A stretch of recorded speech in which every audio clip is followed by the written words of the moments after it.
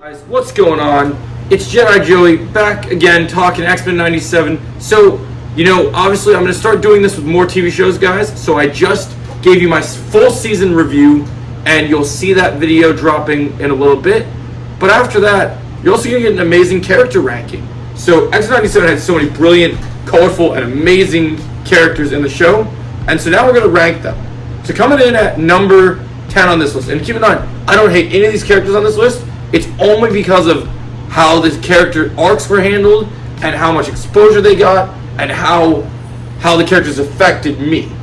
That's how we're doing this ranking. So coming in at number 10, you got Cable. Okay, Cable's a great character. You got great exposure in Deadpool 2. Josh Brolin played him brilliantly. Here Cable's great. But this story is focused on the X-Men, and Cable is a future X-Men, so we see him as a young baby, and then he becomes an adult, pulled from the future, comes to see his parents, and helps out. He's a great character, but everybody else on this list just trumps Cable because of what we get of Cable. Not that Cable's bad, just everyone else. It's like Jim Carrey said to Tommy Lee Jones in Batman Forever. Yours was good. His was better.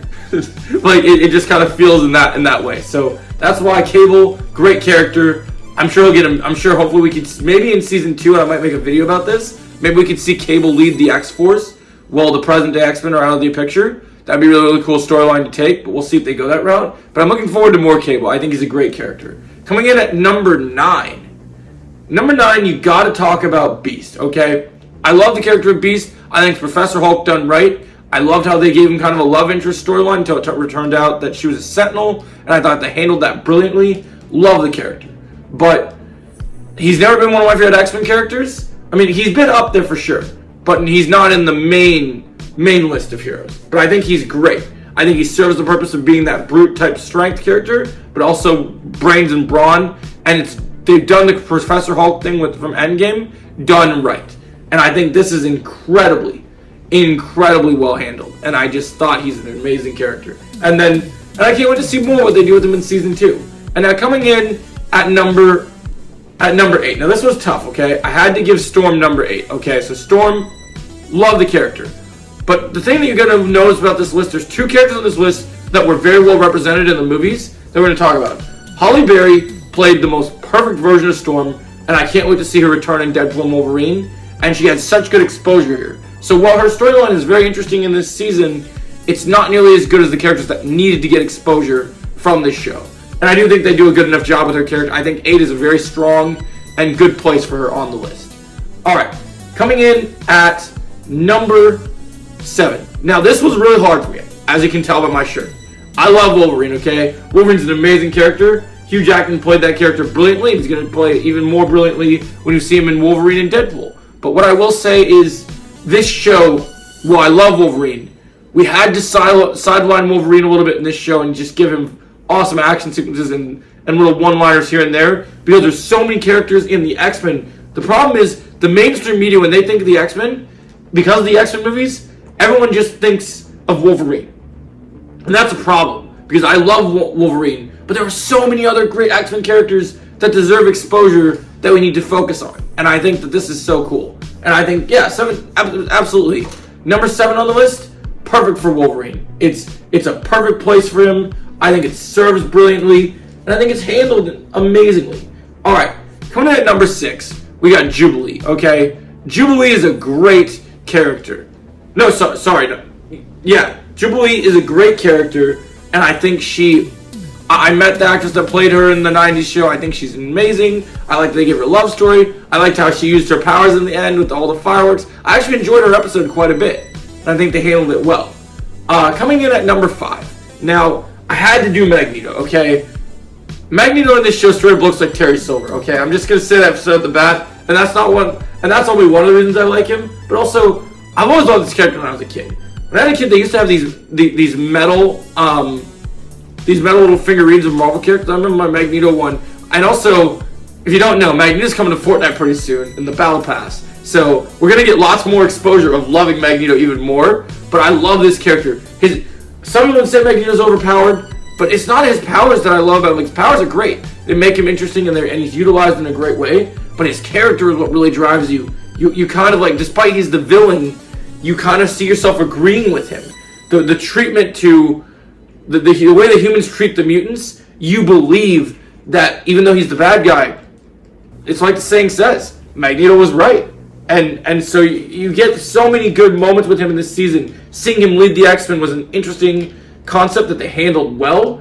And then also seeing him return to his former roots and be on the opposite side of Charles Xavier, but then finally come back to his senses in the end is incredible. I love this character. Can't wait to see more from him.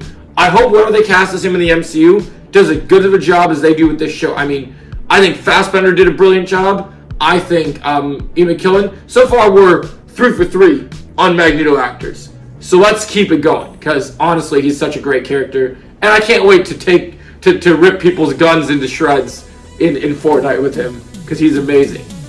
Magneto. So a lot of people think of Doctor Doom as like basically the Marvel equivalent of Ultimate Villain. I actually think that Magneto is actually more like Vader because of the sense that he's so complex, and you get kind of the Anakin and Vader side to him. You get the Eric side and you get the Magneto side. But I will say that in terms of villains in the MCU, I do think that if they do Doctor Doom justice, they could turn Doom into the next true Vader in the terms of a threatening powerhouse villain. But yeah, so I love Magneto, that's why he's at number 5. Number 4 is Rogue. Now Rogue is amazing in this show. If you look at Rogue in the old X-Men movies in the early 2000s, she's a whiny little bitch. She whines. She whines about getting rid of her powers. She can't kiss her boyfriends despite there being mutants. She gets all nervous. But Rogue has amazing powers. She has the ability to literally take people's powers away. Like, that's such a cool power. And also, she can, like, fly. Like, why would you want to get rid of that? Like, yeah, you can basically kill people in an instant. You get to borrow their powers for a certain amount of time. She can fly. And they do her justice in this storyline. She has so much emotion going through her. The actress does an amazing job. I hope one day I get to actually interview the actress, because I would have so many questions for her. I was so impressed by Rogue. I loved how she was handled. I loved how her character was treated. Hold up, I think I made a mistake. Yeah, we're good. We're good. So I wanted to put like an honorable mention in here. So I ended up swapping Jubilee for Jean Grey.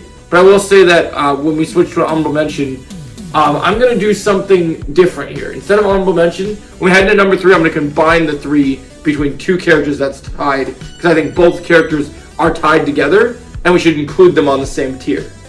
So we'll get to that when we get to those next episodes. So yeah, number 4, Rogue, super brilliantly handled, and I loved her character. I thought she was amazing. Coming in at number 3. Now it's a tie, okay? Cyclops gets great exposure in this one. We get to see him be the leader, and he's amazing. But Cyclops' character arc would not be so good if he didn't have his other half. I think that Cyclops and Jean are on the same tier because they do amazing things with both Cyclops and Jean in this show. I love how the Madeline Pryor character is respected. She became the number 1 cosplay of 2024 I've seen, and her Goblin Queen element, the fact that we see the Phoenix used for good in the end of the season, brilliant character. Love both Jean and Cyclops. Love how they're both respected.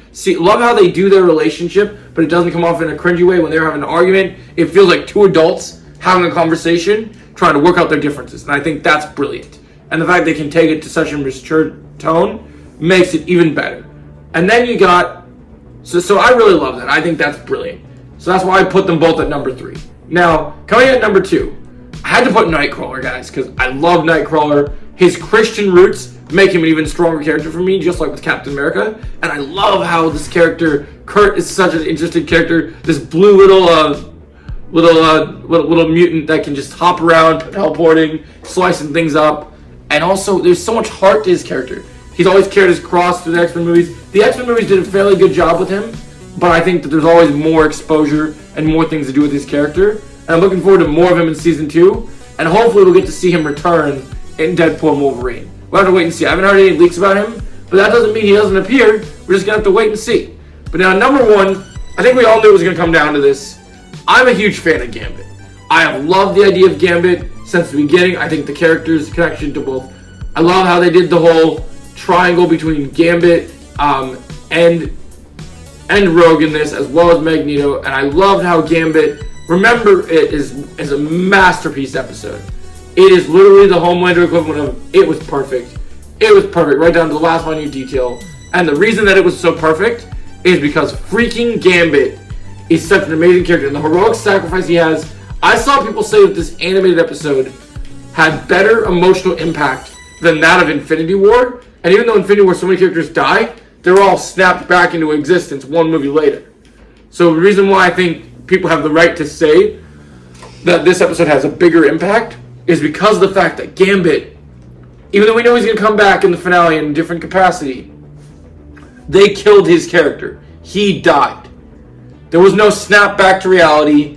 Whatever Gambit, when he comes back in season 2, is going to literally have to go to the arc where he literally is coming from the underworld and resurrected. This is not the same thing as what happened with this is not the same thing as what happened with Spider-Man and Black Panther and everyone else that came back. It's different. And this character, despite he's killed off after the first 5 episodes, his presence is felt throughout the entire show, and they do an amazing job with him, and I just think he's brilliant. I think he's absolutely brilliant. I love what they did with him. I think he's an incredible character, and I love Gambit. And I hope that you guys will, when you get to watch Deadpool and Wolverine, we'll get to see a lot of Channing Tatum's Gambit, and I hope we'll get to see him respected in live action. Because Taylor Cushing in the X-Men Origins Wolverine did not respect the character in the way. He was not Cajun. He did not feel like Gambit to me. He had a bow staff, and he was flinging cards, but that's not Gambit. If you think that's all Gambit is, you don't understand Gambit.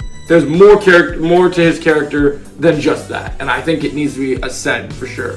So what did you guys think about my ranking? Remember, this is just my list. That doesn't mean it's the right list, but it is my list. It is my list. I'd love to see yours. Share yours in the comments below, and let me know in the comments below your thoughts. Thanks for watching.